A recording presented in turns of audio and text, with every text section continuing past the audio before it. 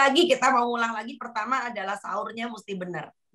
Kedua, orang tua juga harus ada waktu untuk olahraga ya, Mas. Nah, ini dia.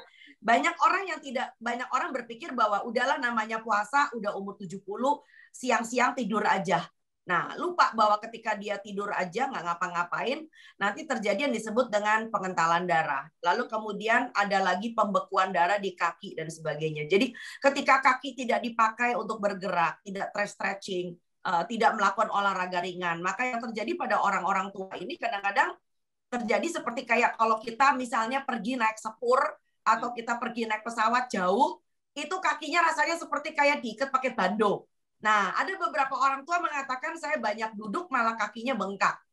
Nah, itu karena dia tidak melakukan yang disebut dengan pompa betis ya. Jadi banyak sekali orang ya ketika duduk lama kakinya bengkak. Karena apa? Karena ototnya tidak bekerja. Sedangkan kita punya cairan, kita punya darah yang berasal dari bawah bisa kembali ke jantung, itu karena kita melakukan yang disebut dengan pompa betis. Nah, pompa betis itu terjadi ketika kita jalan, kita beraktivitas gitu loh. Jadi sekali lagi menghadapi para senior ini memang tidak mudah. Di satu sisi mereka tidak boleh terlalu lelah, tapi di sisi lain juga mereka tidak boleh leyeh-leyeh gitu loh ya.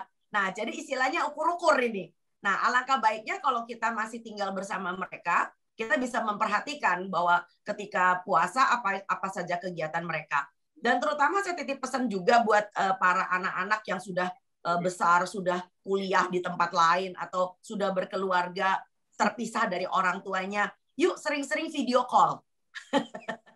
Ini untuk psikis ya, Anda video call, betul. Itu bukan soal ngontrol ya, tapi juga istilahnya silaturahmi pada orang tua. Sehingga mereka akan terbiasa untuk bisa melihat kita kapanpun mereka mau.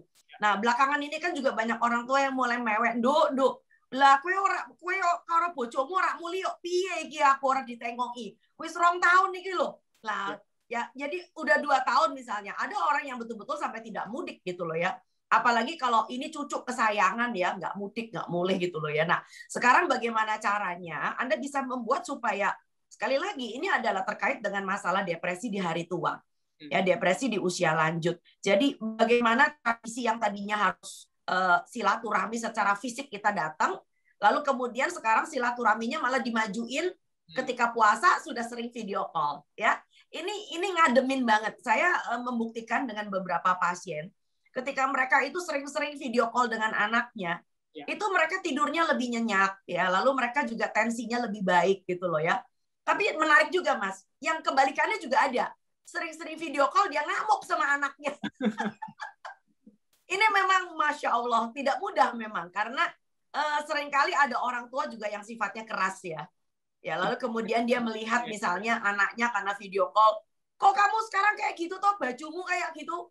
Kamu udah berapa lama nggak beli baju, bikin malu orang tua aja. Itu rambutmu wis gondrong, Mbok. Cuci, potong rambut.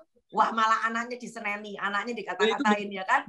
Nah, perhatiannya dok ya. Betul, itu kadang-kadang memang merupakan suatu ungkapan perhatian seorang orang tua ya terhadap anaknya. Tapi di sisi yang lain itu bisa menyolot pertempuran Lebanon juga, Mas, pertempuran Mahabharata. Sementara kalau anaknya nggak sabar-sabar lalu nyaut balik, aduh mama gimana sih? Nong telepon pengen ngomong yang baik-baik, kok sekarang ngajak berantem. Suka-suka wes. Di sini juga repot, kita nggak sempat cukur apa segala macam. Rame lagi gitu. Tapi memang ada seninya bicara dengan orang tua. Betul, betul banget. Seperti yang udah saya bilang tadi. Karena yang tadinya makanan itu tidak ada di sore hari, tiba-tiba muncul berderet di atas meja. Ini untuk ya, betul. Seperti misalnya, jangan salah, kurma aja itu manis ya. Ya, lalu kemudian ada orang mengatakan kalau makan kurma telu itu rasanya kok selilitan ya. Kudune limo. Kurmanya harus ganjil. Si ayah ngotot. Si ayah pengen kurmanya 5. Padahal kurma di Indonesia tuh udah lengket, udah manis ya. Habis itu bukanya nggak cukup dengan air, tetapi dia ngotot juga pengen pakai teh manis. So Anda bisa bayangkan bahwa ketika ayah ini tidak puasa atau ibu tidak puasa, sehari-hari minum ya normal-normal aja, minum air putih, minum teh barangkali tanpa gula ya toh.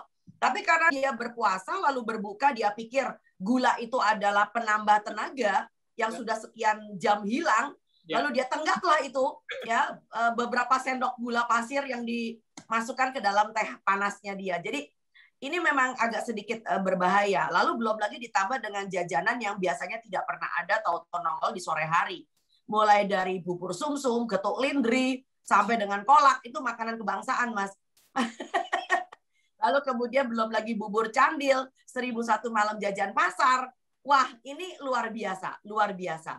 Jadi kalau seandainya Anda sebagai anak-anak yang tinggal dengan orang tua yang model kayak begini, barangkali Anda harus pelan-pelan memberikan insight, memberikan suatu pemahaman bahwa Bapak Ibu ya, bahwa Bapak atau Abah atau Aki sekarang gulanya udah tinggi. Nah, kalau perlu coba ketika Aki mau sebelum minum teh manis atau melahap gorengan dan segala macam jajan pasar itu, tes dulu gula darahnya. Nah, kadang-kadang pada orang tua tuh mereka juga kayak anak-anak butuh bukti. Mana buktinya? Ya toh, jadi kalau dia tes gula darahnya sendiri, baru dia gulanya saya 150. Waduh, mengkonek ngombe teh manis 200 piye gitu. Gitu, ya. Dan tapi tentu saja harus diberikan solusi. Ya, nggak bisa kalau kita melarang-larang tapi lalu kemudian solusinya tidak ada. Jadi kita sebagai anak barangkali ketimbang orang tuanya beli jajan pasar lalu kemudian pakai bubur candil, bikin es buah deh. Es buah itu seger. Nah, kita punya nama kelapa muda. Nah, kalau baru bertahap barangkali kelapa mudanya diberi es jeruk peras. Wah, itu enak itu. Boleh ngeces ya, Mas, udah berbuka soalnya. Jadi bisa lebih jeruk peras dingin-dingin juga ya, Dok ya. Betul, pakai kerok kelapa, jangan kasih sirup, itu salah, ya. Nah, lalu kemudian besoknya ganti pakai buah siwalan, ya. Besoknya lagi ganti es blewah, ya. Tambahin es batu, dikasih siwalan atau dikasih apa itu namanya selasih. Nah, siapa yang ngerti selasih? Itu selasih itu benda kuno itu loh, ya. Jadi itu menarik sekali. Nah, jangan lalu kemudian beli yang gampangan. Beli yang gampangan tuh sekarang kayak nata de coco apa segala macam yang sudah direndam dengan gula, manisnya bukan main. Kolang-kaling juga sekarang banyak yang sudah direndam dengan gula. Itu terlalu mengerikan, Mas. Jadi alangkah baiknya kalau orang tua juga dipersiapkan. Masih perihal penyakit yang mungkin datang menyerang kaum lansia ini di bulan Ramadan ini, Dok. Untuk penyakit-penyakit yang datang, Dok, ini biasanya penyakit-penyakit baru atau malah penyakit yang memang sebelumnya sudah diderita? Bisa yang sudah diderita lalu kemudian menjadi lebih parah atau penyakit baru. Penyakit baru sebetulnya bukan penyakit sih ya, tetapi ekses daripada dia berpuasa dengan cara yang tidak benar. Misalnya adalah gastritis ya, penyakit lambung, dispepsia ya. GERD lucunya pada orang tua jarang ya, GERD lebih banyak pada anak muda ya, itu menarik gitu. Nah, tetapi masalah perih lambung, nyeri lambung itu biasanya gampang kok diatasi.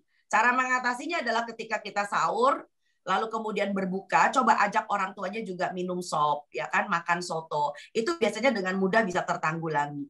Nah, yang menjadi menarik adalah kalau makanannya mulai keringan, nah itu yang kasihan. Jadi orang tuanya ikut-ikutan sekali lagi. Terima kasih sudah nonton. Jangan lupa like, subscribe, dan share ya.